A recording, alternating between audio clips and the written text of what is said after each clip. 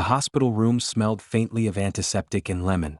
Machines hummed their slow, indifferent music while sunlight slanted through blinds and painted bars of gold across a lined face. He had always been a man who arranged the light to suit himself. Now the light arranged him. He arrived breathing fast, hair still ruffled from the drive, jacket unbuttoned, voice clipped with the rehearsed calm of someone who made decisions for a living. His suit pockets held a phone, a wallet, and the armor of reputation. At the foot of the bed, a woman who had been part of the household for more years than he had remembered stood with hands folded, steady as if the world had learned to center itself on her steadiness. The prognosis had come 3 days ago and the doctors had said the same words with professional compassion. No heroic surgeries, just quiet measures. The father, who had built banks and factories and a name that could buy or bury headlines, had been told to say goodbye to his time. His son, who had built an empire on the spine of that name, had come back because duty told him to, because the press might have wanted a picture otherwise, and because the city had always been better at casting shadows than explaining how light feels on the skin. The maid moved without fuss. She had a way of doing small things that made them feel like miracles. A pot of strong coffee, a folded blanket, a pillow prop just so. She had ironed shirts for board meetings and whispered calming nonsense into the ears of grandchildren. She had cleaned the house the week the son almost lost a deal, and she had been the one who noticed a small slip of paper in the lining of an old coat, a paper that would decide how his father's last days ended. The son stood at the bedside and watched the quiet fading of a man who had been both father and stranger. He had accumulated a lifetime of unanswered questions and polite silences. He asked one voice thin. How did it come to this? He wondered aloud, as if the question might be a ledger that could be balanced if only someone would hand him the right page. The maid reached into her apron as she often did for the scissors, the lint roller, the bandage. Instead she produced a small, frayed notebook and a stack of envelopes bound with twine. The son blinked. He had seen his father keep ledgers of investments and contracts, signed in broad strokes that could flip markets. He had never seen this kind of account. She laid the book on the bedside table with the same care she had used to lay clean sheets on the hospital bed, an economy of movements that revealed the weight of habit and devotion. Her hands trembled only for a moment. Then she opened the book. There were names. Not corporate ones. The entries read like a secret ledger of gratitude, small sums left in the hands of people who needed them, tuition paid under assumed names, a month's rent covered in cash for a woman whose child needed medicine, tiny, unadvertised rescues. Stamps from post offices across the country. Notes tucked between pages. Keep at it. No one must know. For years his father had been sending out help through channels that avoided headlines. It was as if he had become a private philanthropist, choosing to be silent about the lives he steadied. The son dropped into a chair. He felt the air vibrate. He had run a company that dazzled, led deals that made newspapers, but he had never known this quiet. He laughed once, a brittle sound. You used to scold me for leaving the window open, he said, the sentence small and ridiculous in the doorway between grief and revelation. The maid did not look up at him. She had letters, she said, voice like a thread. Letters people had sent in envelopes that never found their way to public relations desks. Thank you notes, inked prayers, pictures of children in graduation robes. She had kept them because his father had asked her to, and because she had believed some stories deserved to be kept whole until they could be read aloud in full. She separated the letters as if arranging flowers.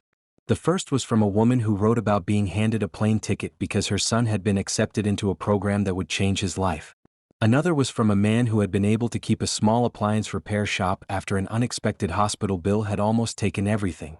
There were photographs of weddings paid for with small anonymous checks, of certificates framed because someone had thought a child should see their own future.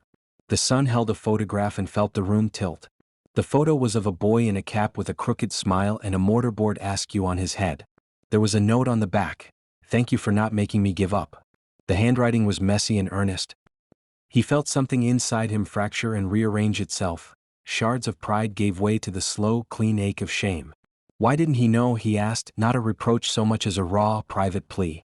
The maid looked at him then with something like a soft, steady flame in her eyes. Because you didn't ask, she said.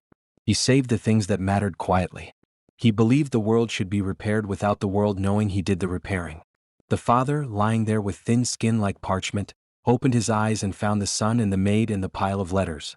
He smiled, a little astonished that their lives could be reconciled into a single patchwork. He reached for the son's hand with charted difficulty and the son took it, stiff at first then releasing as if letting go of a document he had been expected to read his whole life. In the 3 days that followed, the maid became both keeper and storyteller. She read to the father from letters he had written and replies he had collected. Some were awkward, the kind of words men who kept their feelings in bank vaults used. Some were tender, line breaks that betrayed a man learning how to be human with other people instead of with only his balance sheet. The hospital room filled with a kind of humble confession.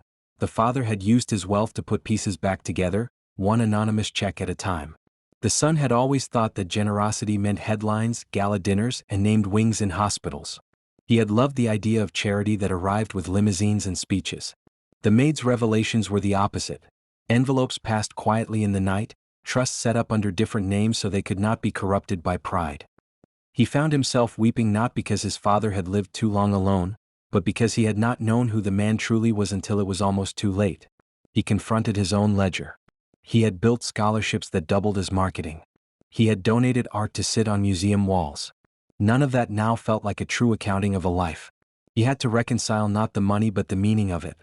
The maid watched him with no judgment, only a memory of the years she had spent packing sandwiches for him when he was small and pale with the hunger that came of too much time alone in a house full of people who were never quite present. On the second night, the father asked for something simple. He wanted to see the faces of people whose lives he had touched. The hospital policy was strict, visitors limited to family, but the maid was resourceful. She called people who had once been strangers and made them into witnesses. She arranged a small visitation where, one by one, people came in with trembling hands. The boy who had become a teacher, the woman who had a picture of her son in a graduation gown, the old man with a repaired shop who brought a tin of cookies. There were no banners. There were no cameras. There was only an old man who smiled and mouthed small words of thanks, and people who lay hands on the blanket as if the touch could transfer blessing back the other way. The son watched as his father was unmasked by gratitude, stripped of the armor of money and left luminous in a way the son had never managed to make him appear. Tears came without warning. The son found himself apologizing for cold dinners, for decisions made in boardrooms, for choosing the glare of the public over the hush of quiet acts. He apologized for assuming he knew his father while mastering the art of not seeing him. He apologized in a voice that echoed in sterile tiles until the room swallowed it and gave it back as a softer thing. On the third day, when the machine slowed and the son made a narrow path across the bed, the father asked for a small thing from his maid. He asked her to forgive him for not saying the things he should have said, and to tell the son that he had always loved him in the only language he knew, the language of providing. The maid bent and kissed the old man's forehead, and when she spoke she recited words that had been kept between them like a private script. Tell him, she whispered, that love can be a quiet business and that he should learn to use it out loud. The son did not need the last instruction. He sat there in a suit without its armor, and he began to speak. He told his father that he had been wrong in many ways, that he had prioritized the wrong kind of influence. He told him that he now saw the way those small anonymous acts had given people chances, and he asked to be shown how to do it without the gilded noise. The father smiled and reached for his son's hand, and the son took it as if taking a map for the first time. After the funeral, when the house returned to its practiced silence, the maid did something that would change the trajectory of the son's life. She brought out the ledger and the letters again and set them before him. Then she pushed a small key across the table. The key opened a safe the son had always known about but never opened. Inside were not gold bars or bonds but documents, trusts and deeds that his father had set up anonymously, instructions written in careful script. The father had left the son a task, not just an inheritance, to take these secret gifts and make them permanent, to build a foundation that would not need the spotlight but would not hide either. The son read through lists and names and addresses. He saw the scope of small miracles stitched into quiet corners of the country. He found proposals for a mobile clinic, seed money for apprenticeships, a fund to ensure that a child's education would not be interrupted because a father lost a job. He realized that his father's last gift was not a pile of money but a philosophy. Wealth is measured by the lives you steady, not the towers you build. There were practical adjustments to be made. Laws and boards and accountants must be consulted. But the son felt different in the marrow. The decision was no longer a calculation for quarterly reports. It felt like a promise. He called a meeting of people who ran foundations and charities that had names he had once derided and asked them to listen. He asked them to teach him how to disappear his name while not hiding the work. The maid continued to be the axis of this new life. She insisted on being part of the foundation, not as a figurehead but as a guardian of the ledger and the letters, the moral compass that had guided the father for decades. She refused any title that would make her into a symbol. She wanted only to ensure that the small, unadvertised rescues would continue. Years later, when the son was older and meetings were still long and the schedules were still ruthless, he would sometimes find a note tucked into his briefcase.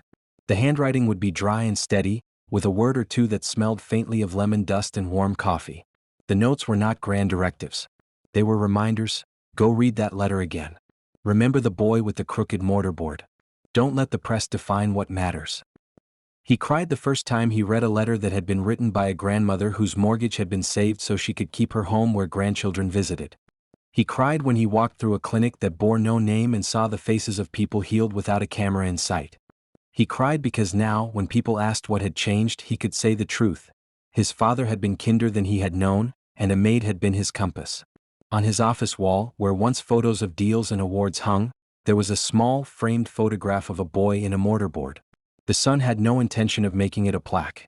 It was there to remind him of the ledger, of the letters, and of a woman who had taught him that the real work of the world was done in small, steady acts that rarely make the news. It had taken 3 days of mercy, a hospital room, and an old notebook to change a life built on balance sheets. The maid had done what she always did. She had reminded them all that the measure of a man is not what he owns, but what he lets go of in service to others. The son had been left in tears because he had finally seen his father whole and because he had been given the chance to carry a different kind of legacy forward.